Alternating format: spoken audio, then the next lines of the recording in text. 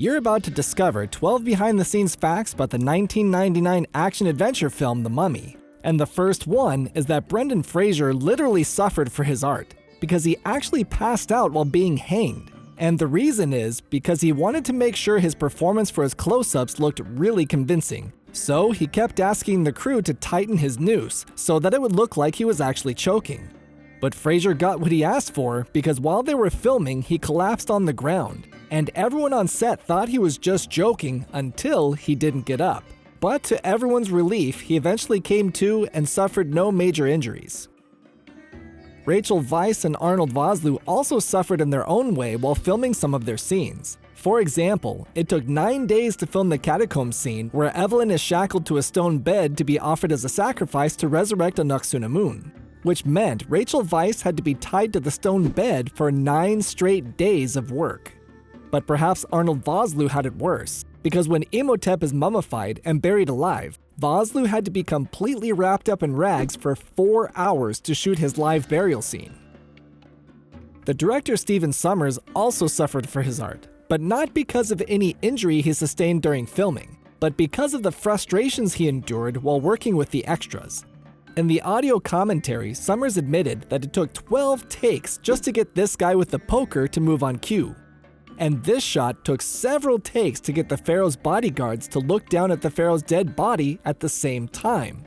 But the most frustrating extra was probably this guy standing to the left of Benny, because his eyeballs had to be whited out in post-production because he couldn't stop looking at the camera.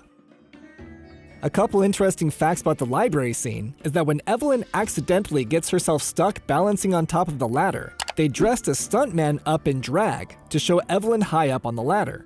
And when she knocks over the shelves, 12,000 books were used for the domino effect of the shelves falling over. So as you can imagine, it was a stunt they could only do once, and they had to capture it using one 360-degree camera rig, because using multiple cameras at any other angle would have exposed their lighting hiding up in the ceiling.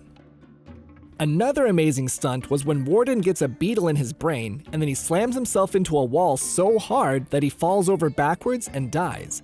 And to do that, a stuntman was rigged with a wire that would pull him backward just in the nick of time when he got within a quarter inch of the wall. Another character that met his demise from the Beatles was Benny, when his torch went out after he got trapped inside the treasure vault. And what you don't see is a cable attached to the bottom of the torch that was controlled with a dimmer switch, so they could adjust the strength of the flame to get the shot of the torch dimming as the tomb was sealed shut. The scene of Ardith Bey and Rick shooting the mummies was supposed to last a lot longer with a lot more mummies. But the filmmakers cut it down, because the director was concerned that people would start to feel bad for the mummies for getting gunned down so mercilessly.